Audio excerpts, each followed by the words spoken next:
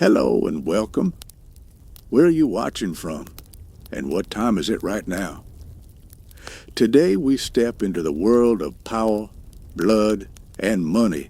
The story of a man who built an empire so massive he became richer than presidents and feared by entire nations. His name was whispered with both respect and terror. Pablo Emilio Escobar Gaviria. He was called the king of cocaine. At his peak, Escobar supplied nearly 80% of America's cocaine, earned more than $400 million every week, and turned his hometown of Medellín into the most dangerous city on earth. Some saw him as a ruthless killer. Others saw him as a modern Robin Hood who built homes, schools, and football fields for the poor. But how did one man rise from the streets of Colombia to become the most powerful drug lord in history? And what was the true cost of his empire? Let's uncover the rise and fall of Pablo Escobar, the man who lived as a king and died on a rooftop. Pablo Emilio Escobar. Gaviria's story does not begin with billions, cocaine labs, or his face on FBI wanted posters. It begins in the narrow, dusty streets of Medellín, Colombia in 1949.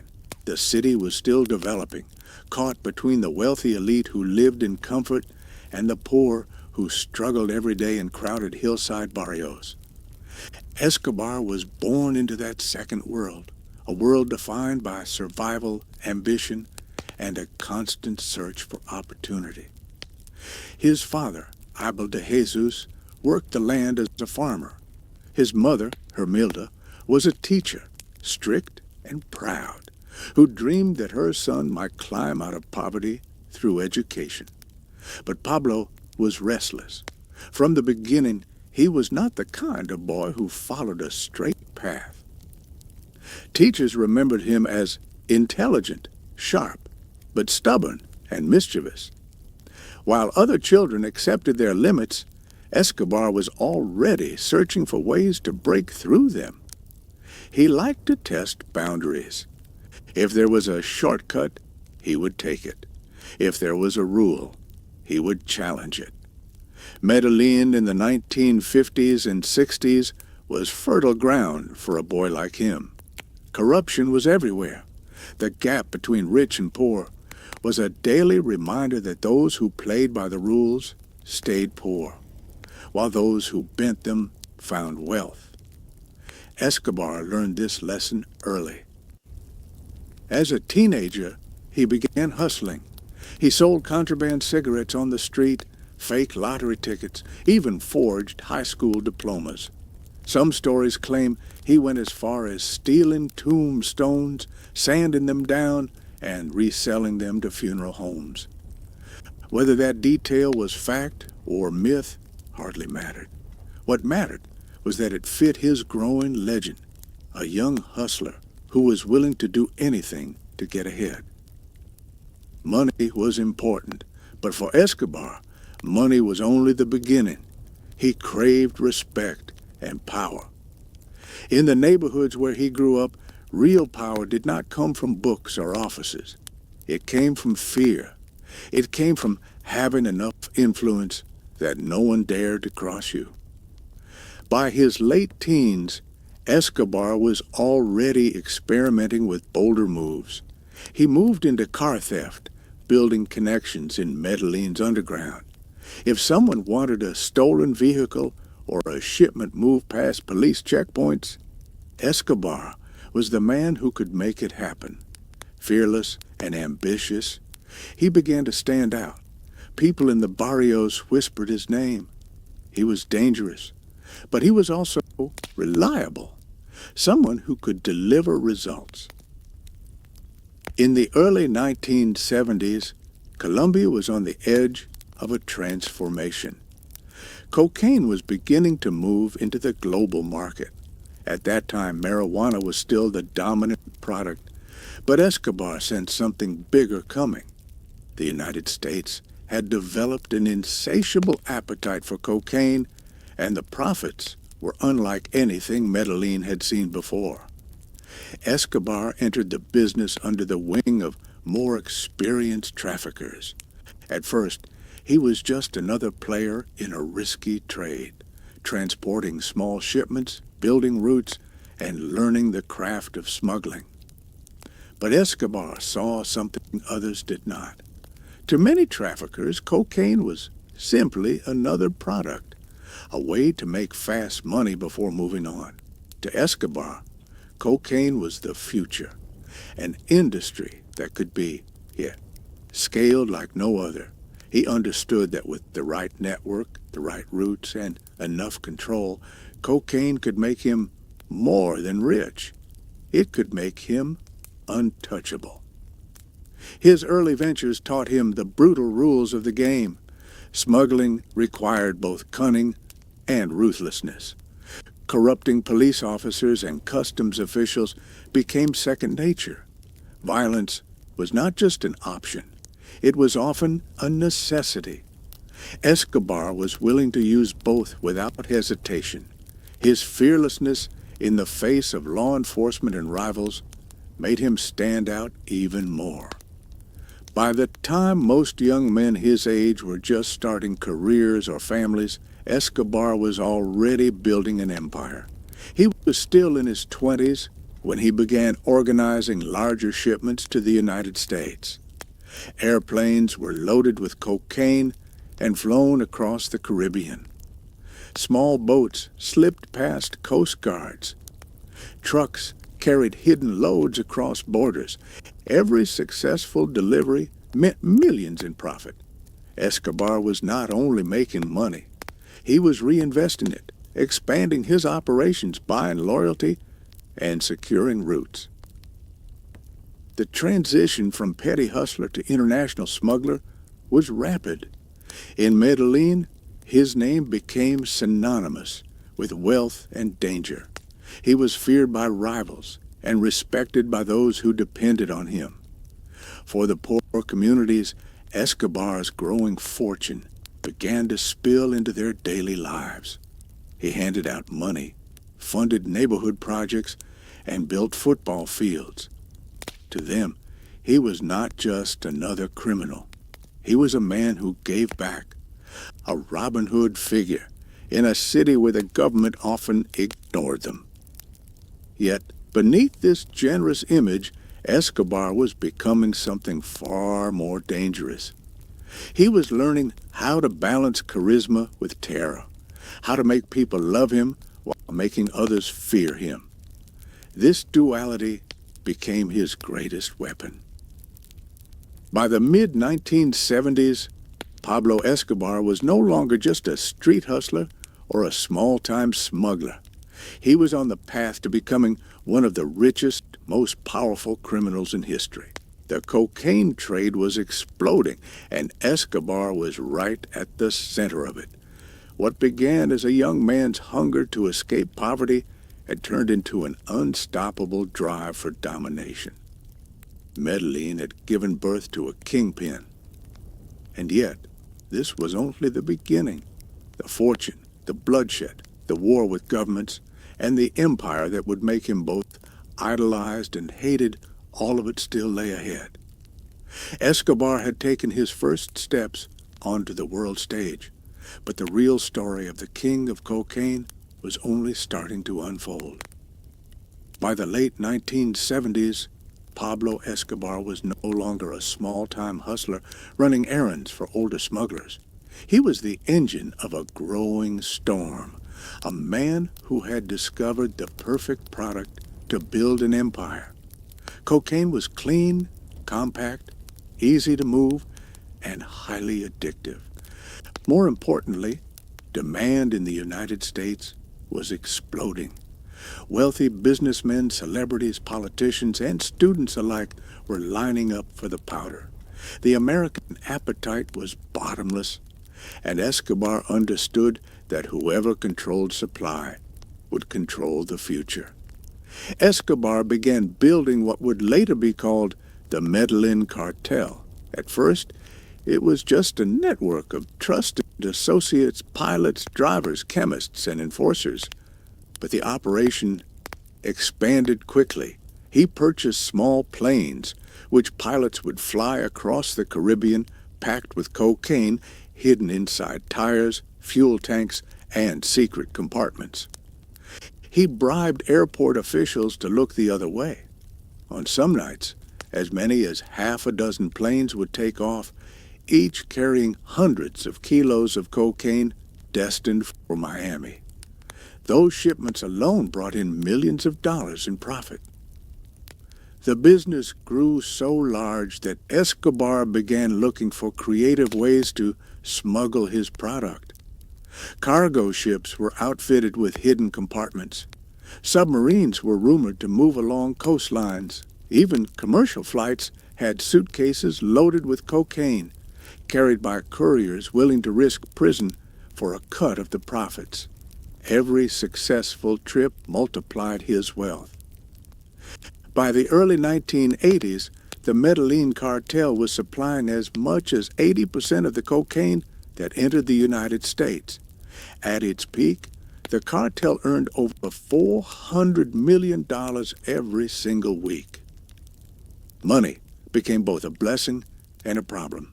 Escobar had so much cash, he literally ran out of places to store it. His warehouses overflowed with dollar bills. Rubber bands alone cost him thousands each month. Accountants estimated that 10% of his fortune was lost simply because rats ate the stored bills or rainwater damaged them. In one famous story, Escobar supposedly burned $2 million in cash to keep his daughter warm on a cold night. Yet, Escobar was not just a trafficker. He was a man with vision. He used his wealth to buy power and influence. Judges, police officers, politicians, all were offered money in exchange for loyalty. Those who accepted became allies.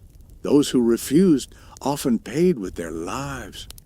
Escobar's motto became simple: plata o plomo, silver or lead, take the bribe or face the bullet. With this philosophy, he built an empire that was nearly untouchable. In Medellín, his image grew into something mythical. Escobar poured money into poor neighborhoods, building housing projects, clinics, and football fields. To many of the poor, he was a savior who gave them what the government never did. Children wore shirts with his face on them. Families praised him as a man of the people.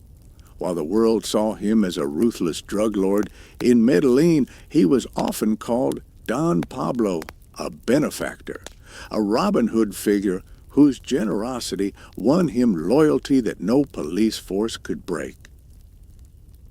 But Escobar's rise was not without enemies. Other traffickers wanted a share of the fortune.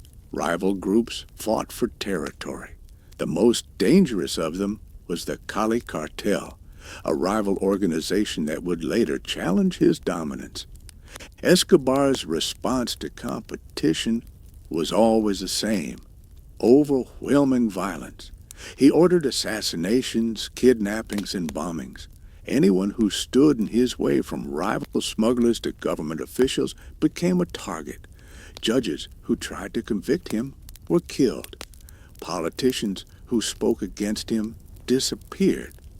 Police officers who refused bribes were gunned down in the streets.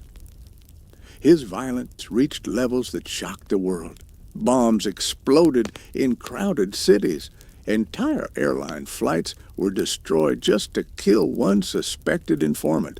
Newspapers filled daily with stories of murders linked to his organization. Medellín became one of the most dangerous cities on earth, its murder rate among the highest in the world. Escobar was not just a criminal, he was leading a war against the state itself. At the same time, Escobar was moving into politics. In 1982, he was elected as an alternate member of Colombia's Congress. For a brief moment, it seemed possible that this street hustler had risen so far that he might one day hold legitimate power. He shook hands with politicians, posed for photographs, and spoke about improving the lives of the poor. But his enemies in government exposed his criminal ties. His seat was stripped away, and Escobar felt humiliated. That humiliation turned to rage. From that moment, he declared war on the state that had rejected him. Escobar believed he was too powerful to be stopped. His money built armies of loyal gunmen, and his network stretched across borders. He could buy politicians and generals, kill those who opposed him, and still be worshipped by the poor. To many in Medellín, he was untouchable. Yet, to the Colombian government, to the United States, and to rival cartels, he was becoming the most dangerous man alive. The Medellín Cartel was no longer just a drug trafficking group. It was a shadow state with its own rules, its own army, and its own economy. At its height, Escobar's empire controlled more than half of Colombia's GDP. He was richer than most nations. Forbes listed him among the wealthiest men on earth. His power seemed limitless. But with limitless power came limitless enemies. The Colombian state, pressured by the United States, intensified its efforts to capture him. Rival cartels waited for the right moment to strike, and the same fear that kept him safe began to isolate him as he trusted fewer and fewer people. Escobar had risen higher than any criminal in modern history, but the higher he climbed, the more fragile his throne became. The war he started with the government was only beginning, and the blood that would be spilled in the streets of Colombia was beyond imagination. This was the era when Pablo Escobar became more than a drug lord. He became a symbol of wealth, of power, of terror, and of the price a nation pays when one man decides to rule outside the law. By the mid-1980s, Pablo Escobar was more than just a cartel boss. He was a shadow king ruling over Colombia. His fortune was so vast that no one could calculate it precisely, and his reach extended into every corner of society. But wealth and power could not shield him from the one force he could not control, the growing pressure of the Colombian state and its partnership with the United States. Washington demanded action, and Bogotá had little choice but to respond. Escobar's name had become a curse on the country, and the government faced a critical decision: fight him or surrender the nation to his empire. Escobar, however, did not fear confrontation. When Colombian officials began discussing the extradition of drug traffickers to the United States, he saw it as a direct threat to his existence. To him, extradition was a fate worse than death. In Colombia, his money could buy influence, his men could protect him, and his people revered him. But in America, he would be just another prisoner, stripped of power and cut off from his empire. Escobar made his position clear: better a grave in Colombia than a cell in the United States. That single vow set the stage for one of the bloodiest campaigns in modern history. The war began with assassinations. Judges who dared to sign extradition orders were murdered in their homes. Politicians who spoke out against the cartel were gunned down in the streets. The violence escalated into open terror. Escobar unleashed a campaign that shook Colombia to its core. Bombs exploded in shopping centers, police stations, and even on commercial airliners. In 1989, a bomb planted by his men destroyed Avianca Flight 203.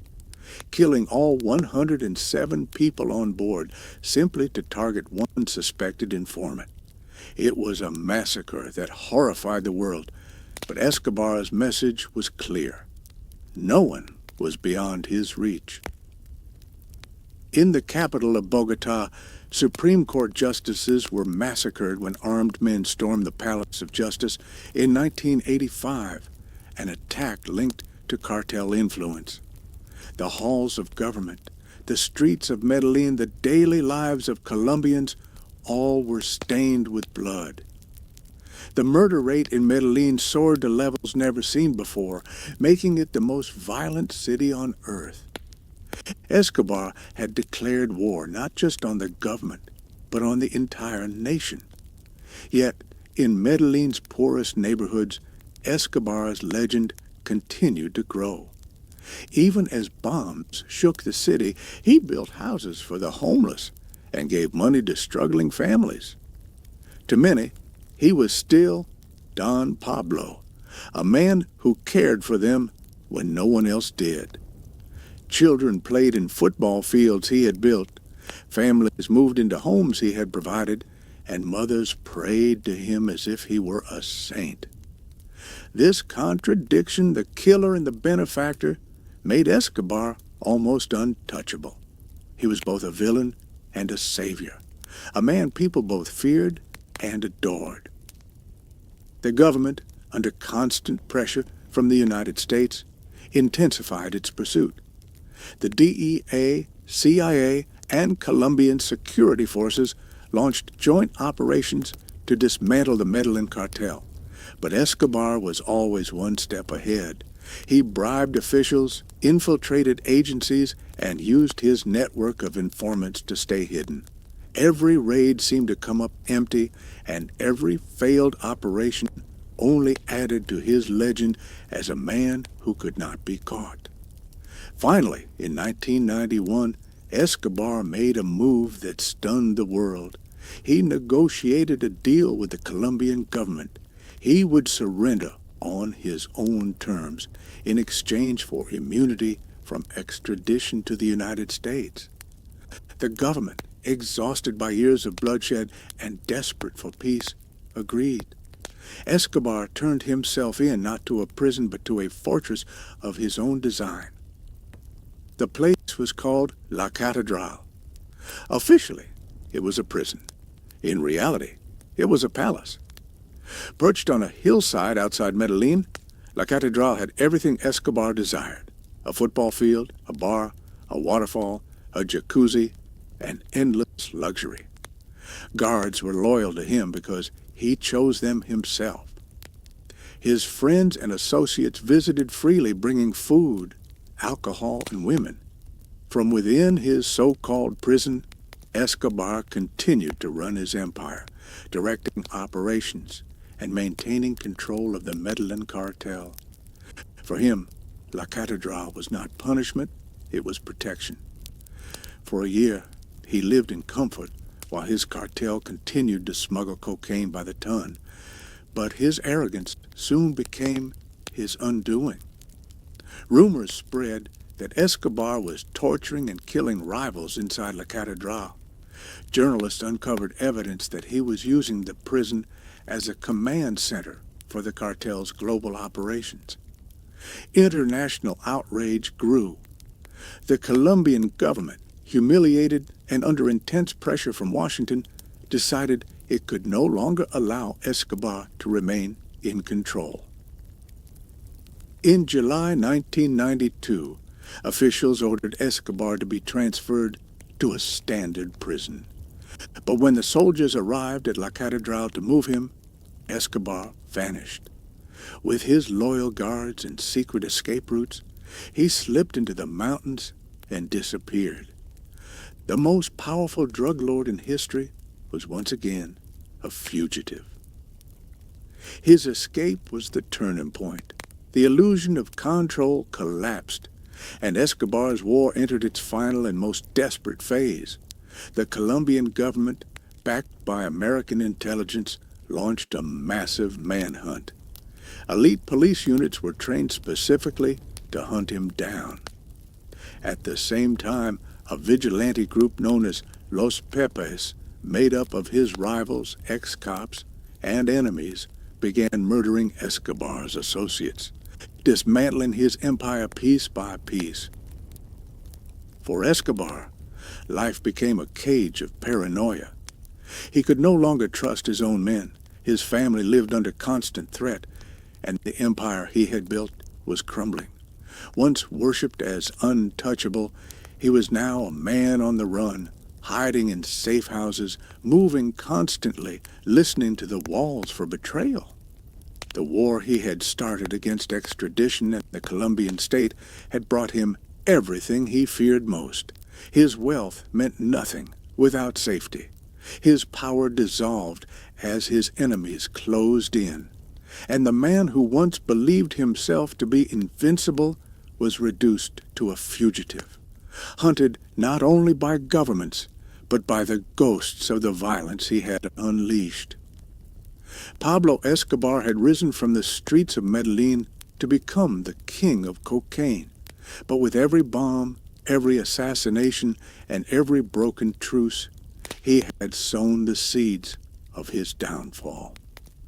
The final chapter of his life was approaching a chapter that would end not in triumph, but on a rooftop in Medellín, where his empire would finally collapse in a hail of bullets.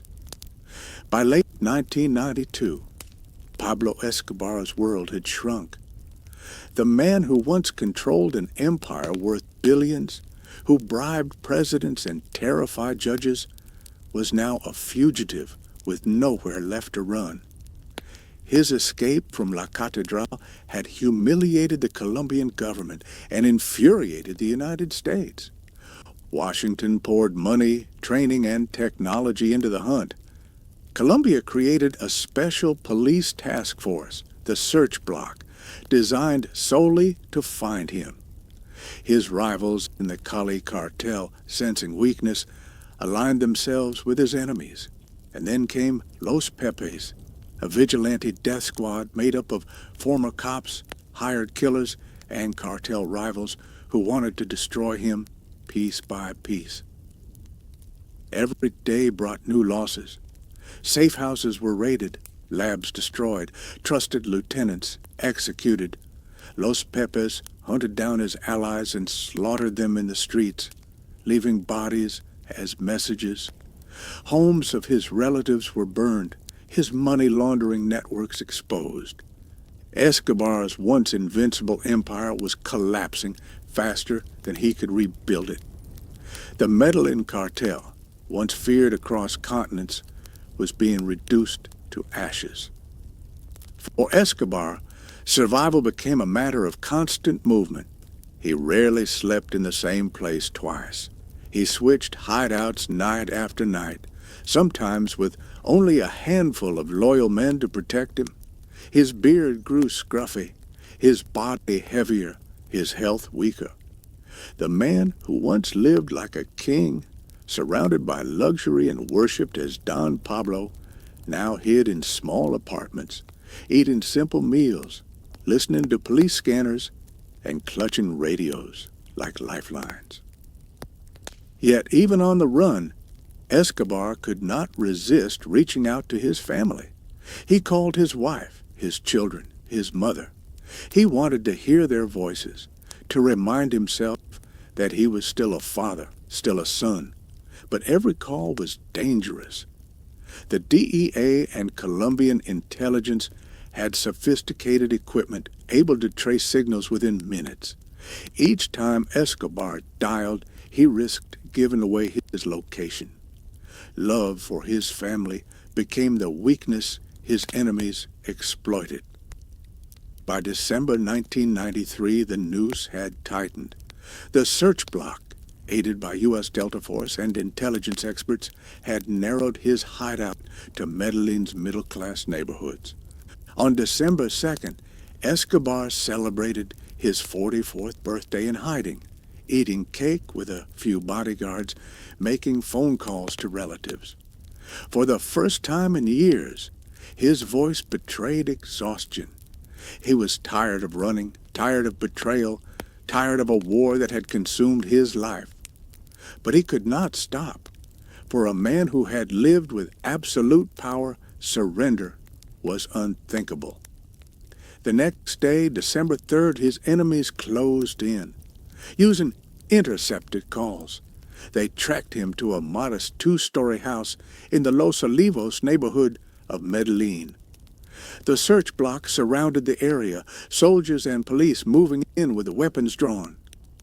Inside, Escobar realized the net was closing. He and his bodyguard, El Limon, scrambled to escape. Bullets ripped through the walls as the raid began. Escobar fled to the rooftop, leaping from one building to another in a desperate attempt to escape. He fired back with a pistol, returning shots as he ran across the red-tiled roofs. Neighbors hid inside their homes, listening to the crack of gunfire echoing through the streets. The chase was short but furious. Escobar was hit in the leg, then in the torso. Finally, a bullet struck him in the head, and he collapsed on the rooftop tiles.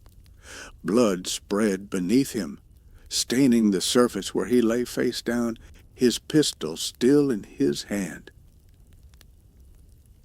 When the gunfire stopped, police and soldiers climbed to the rooftop to confirm what they had done. For years, Escobar had been a ghost, a man who slipped through every trap, a figure of myth as much as reality. But there he was lifeless, his empire finished, his legend reduced to a body sprawled across the tiles of a Medellín rooftop. The soldiers posed for photographs, smiling beside the corpse, raising their rifles in victory. For Colombia, it was the end of a nightmare. For the world, it was the fall of the king of cocaine. Yet the question of his death has never been fully resolved. Official reports state that police bullets killed him, but his family and some of his closest associates have claimed otherwise. They insist that Escobar, true to his vow, would never let his enemies take him alive. According to them, the fatal shot to his head was self-inflicted, the final act of a man who would rather die in Colombia than rot in a U.S. prison. The truth may never be known. News of Escobar's death spread like wildfire. Crowds gathered in the streets of Medellín, some celebrating, others mourning. For many of the poor who had benefited from his generosity, it was the loss of a protector. For the families of his countless victims, it was justice long overdue. His funeral drew thousands of people, some weeping, some chanting his name, a mix of grief and gratitude that reflected the deep contradictions of his life. He had given and he had taken, had built and had destroyed. In death, as in life, he remained a figure who divided the nation. But death did not erase his impact. Colombia still carried the scars of his war, tens of thousands dead, a government shaken to its core, and a reputation as the epicenter of global narcotics. Even after Escobar's fall, new cartels rose to replace him. The Cali cartel stepped in, followed by the Norte del Valle cartel, and eventually the powerful Mexican syndicates, like the Sinaloa cartel. The drug trade did not end. It simply shifted. Escobar's legacy became something larger than history. His life inspired books, films, and eventually global television series that turned him into a pop culture icon. For some, he became a cautionary tale of greed and violence. For others, especially in the barrios he once supported, he remained a symbol of defiance against the rich and powerful. His story blurred the line between villain and folk hero, between criminal and revolutionary. The rooftop where he fell became a pilgrimage site, a place where tourists and locals alike whispered about the man who once ruled Colombia from the shadows. Children who had never lived through his reign grew up hearing stories of Don Pablo, the man who built houses and handed out cash, but also filled the streets with blood. Pablo Escobar had risen higher than any criminal in modern history. He controlled billions, commanded armies, and defied governments. Yet, in the end, he died running across rooftops, hunted like an animal, his empire crumbling beneath him. His life was proof of how far ambition could take a man and how far it could also destroy him. Colombia moved forward, but the memory of Escobar lingered. His name became shorthand for ultimate power, ultimate corruption, and ultimate downfall. The king of cocaine was gone, but the world he had shaped, the violence, the wealth, the global drug trade lived on long after the echo of gunfire faded over Medellín. When Pablo Escobar's body lay sprawled on the red-tiled rooftop in Medellín, it seemed like the closing of a bloody chapter in Colombian history. For more than a decade, he had waged war against the state, flooded the world with cocaine, and lived as both a benefactor and a butcher. His death brought relief to the government, joy to his enemies, grief to his family, and confusion to the poor who had once called him their savior. But the truth was that the story of Pablo Escobar did not end on December 2nd, 1993. In many ways, it was only the beginning of a legend that would haunt Colombia and fascinate the world for decades to come. In Medellín, news of his death spread instantly. Crowds poured into the streets. Some shouted and celebrated, firing guns into the air in triumph, while others wept openly, mourning the man who had paid for their children's medicine, who had handed out money, who had built housing projects in the barrios. His funeral was unlike anything the city had ever seen. Tens of thousands followed his casket, a sea of humanity pushing through the streets, chanting his name, holding flowers, crying as though a national hero had died. Reporters who covered the event described it as chaotic, emotional, surreal. Soldiers watched from a distance as ordinary Colombians kissed the glass of his coffin, blessing themselves as though touching a saint. For the families of his victims, this grief felt like an insult. For the government, it was a reminder that even in death, Escobar commanded loyalty that institutions had failed to earn. His mother, Hermilda, stood at the center of the mourning. She never accepted her son as a criminal. To her, Pablo was all with the boy who had promised to take care of the family, the son who had built her a mansion, the child who had loved her fiercely. She told journalists that her son had died a martyr, hunted by a government that had abandoned its people. His wife, Maria Victoria, and his children, Juan Pablo and Manuela, grieved in silence, shielded by guards. Within days, they were forced to flee Colombia, fearing revenge from Los Pepes and rival cartels. Their exile would carry them through countries like Mozambique and Argentina, where they tried to build new lives under false names. For them, Escobar's death was not freedom, but a new prison of fear, secrecy, and stigma. For the Colombian government, Escobar's death was both a victory and a problem. The most wanted man in the world had been killed, but the cocaine trade did not stop. The Medellín cartel shattered, but the Cali cartel quickly filled the vacuum, running their operations with more discretion and less violence. They preferred to bribe quietly rather than bomb openly. For a time, the Cali bosses became the new kings, shipping tons of cocaine north while presenting themselves as respectable businessmen. Eventually, they too would fall, but the drug trade had already evolved. The routes shifted, alliances changed, and new players rose. Mexico soon became the center of power. The Sinaloa cartel and its rivals built empires larger than anything Escobar had imagined, smuggling not just cocaine, but heroin, meth, and fentanyl. Unlike Escobar, These cartels learned not to centralize power in a single man.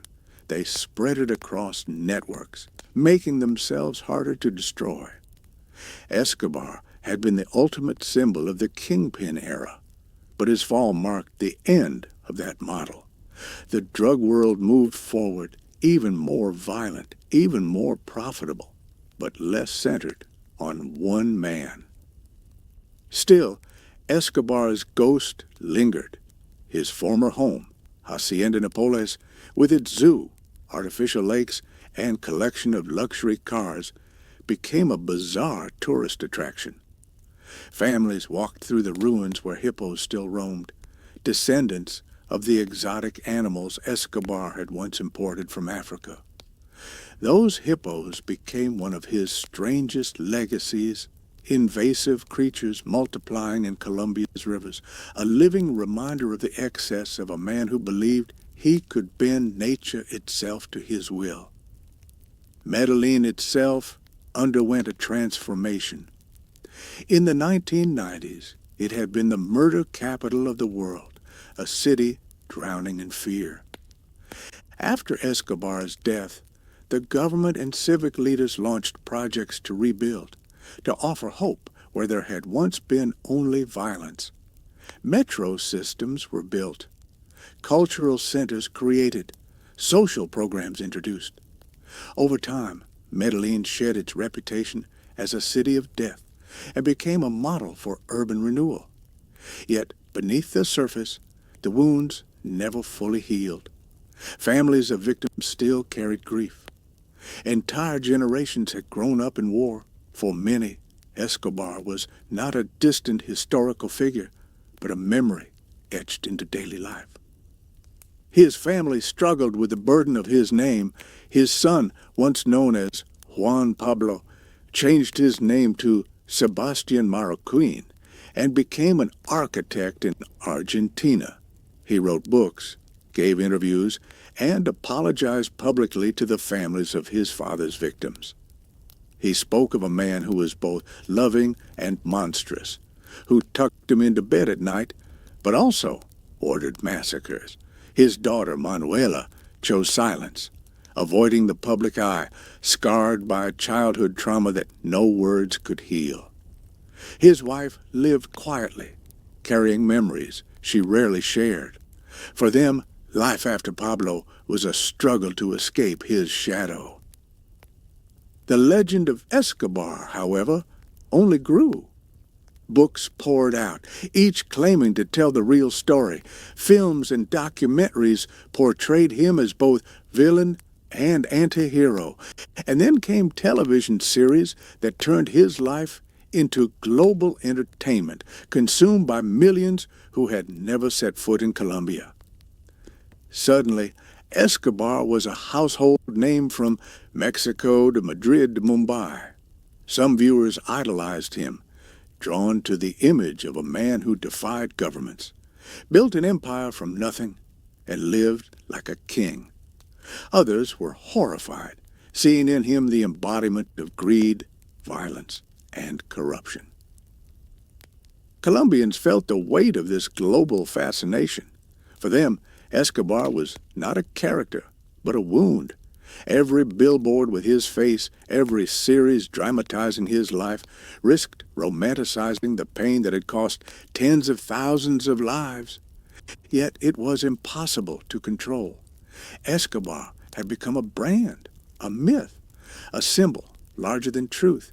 His mustache, his stare, his name itself, they were etched into popular culture forever. Debates raged about his legacy. Was he a Robin Hood who helped the poor, or a terrorist who nearly destroyed his country? The truth was both and neither. He had given millions to the barrios, but those millions had come at the price of blood. He had built football fields, but he had also bombed airplanes. He had paid for medicine, but he had assassinated doctors who stood against him. His life was a contradiction, a man who could cradle his daughter tenderly while ordering the execution of a rival's child. For Colombia, the danger of Escobar's myth was that it distracted from the deeper problems. He was not an isolated monster, but the product of poverty, corruption, inequality, and global demand for drugs. Without those conditions, he would never have risen. And though he was gone, those conditions remained. Cocaine was still profitable, poverty still widespread, corruption still entrenched. In many ways, Escobar's story was not about one man, but about a system that allowed, even encouraged, such men to exist. As the years passed, Escobar's life began to be taught not just as crime, but as history. Universities studied the impact of narco-terrorism. Economists examined how his billions distorted Colombia's economy. Sociologists explored how he had won loyalty in the slums. Psychologists analyzed the duality of his personality, capable of both generosity and cruelty. Even environmentalists studied the chaos left by his hippos. Escobar had become a case study in every discipline, proof of how crime could reshape a nation. The manhunt that had ended on a Medellín rooftop was replayed endlessly in memory. Soldiers who had been there told stories, each version slightly different. Some swore he was killed by police bullets. Others whispered that he had pulled the trigger himself. Photographs of his body, bloodied and still, became some of the most reproduced images in Colombian history. The rooftop itself became a symbol of victory, of tragedy, of the thin line between myth and reality.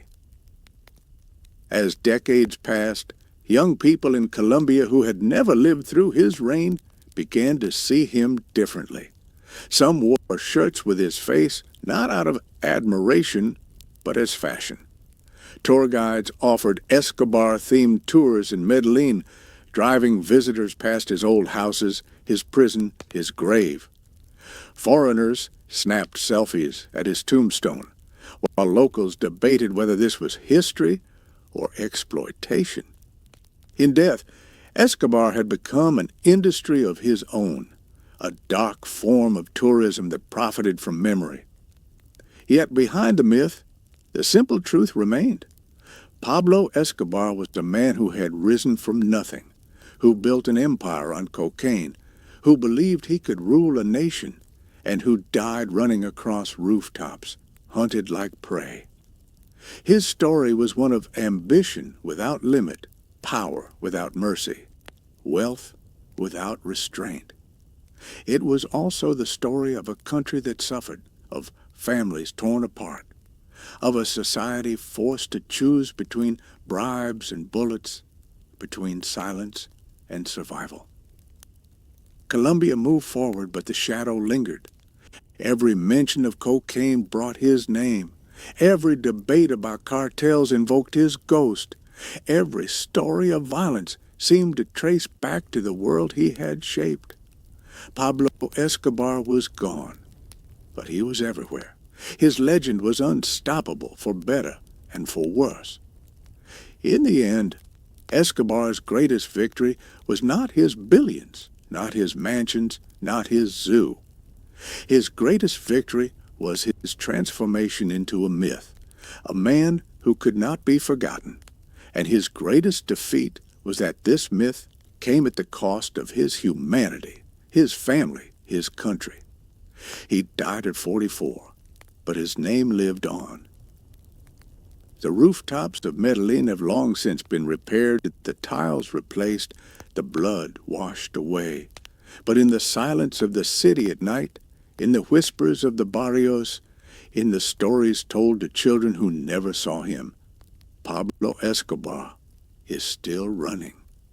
Running from the police, from his enemies, from history itself. Running across rooftops forever, never escaping, never caught, never forgotten.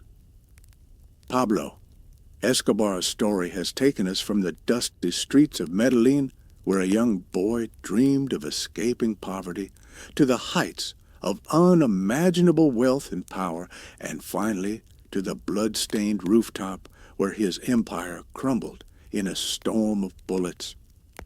It is a story so extreme that it often feels more like legend than fact. Yet it was real. It unfolded in the homes and streets of ordinary Colombians who lived under the shadow of his empire, who felt the explosions in their neighborhoods, who saw the blood on their sidewalks, who buried loved ones lost to a war they never chose. Looking back, it is easy to reduce Escobar to a caricature. The mustache, the belly, the polo shirt, the glare in his eyes. But the man was more complex.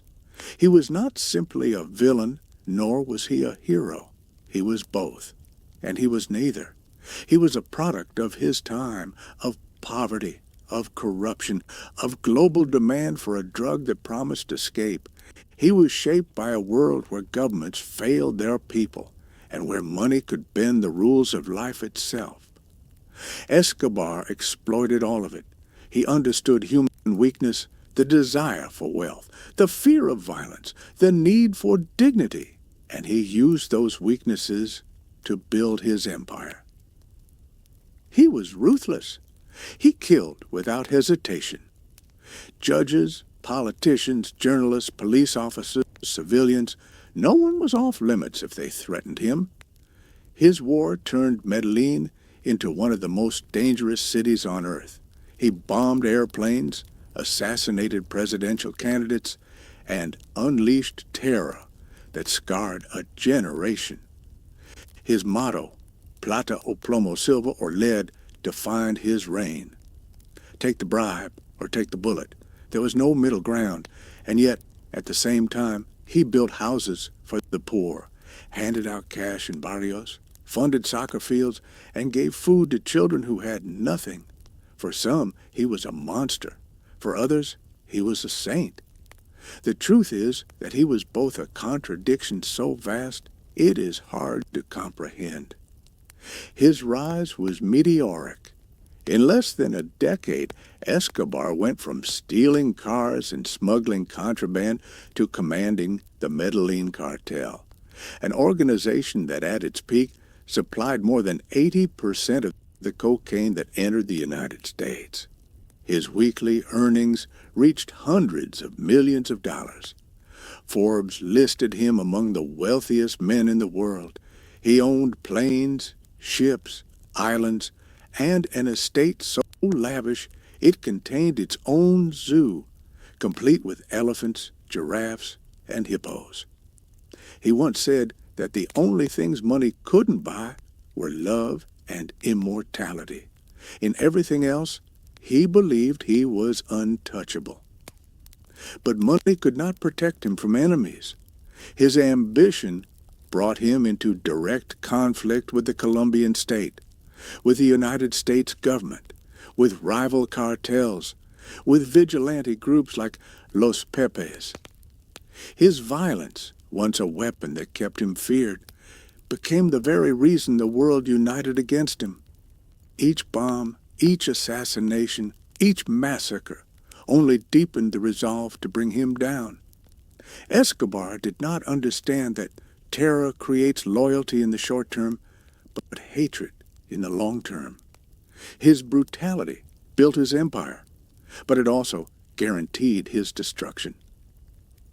The end came not in a palace, not in a grand final stand, but in the chaos of a Medellín neighborhood, on the tiled roof of a nondescript house. A man who had once been richer than nations died scrambling across rooftops, hunted like prey. His fall was both tragic and inevitable. For all his wealth, all his power, all his armies, Pablo Escobar could not escape the truth that no empire built on blood lasts forever. Yet his death did not erase him. In some ways, it immortalized him. The rooftop photographs of his lifeless body became icons, proof that even the most powerful could be brought down. But they also fueled the legend, transforming him into a symbol that outlived the man. His story became global books, films, documentaries, and television series spread his name to audiences who had never lived through his reign. He became a character, a myth, a brand. And myths are harder to kill than men. Colombia has lived in the shadow of that myth ever since. For those who suffered, the glorification of Escobar is painful. How can the world idolize the man who murdered thousands, who turned cities into war zones, who left scars that never healed?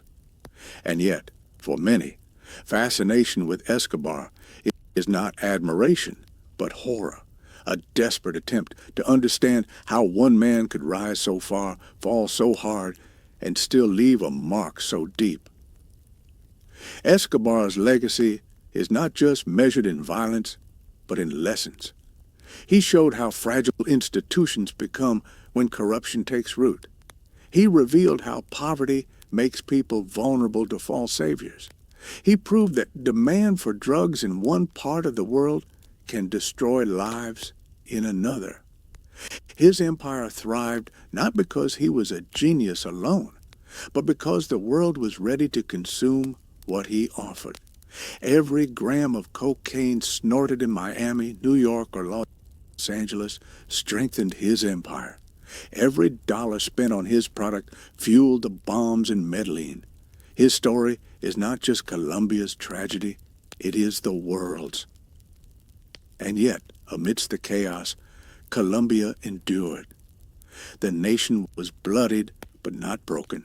The people rebuilt, fought back, and reclaimed their streets.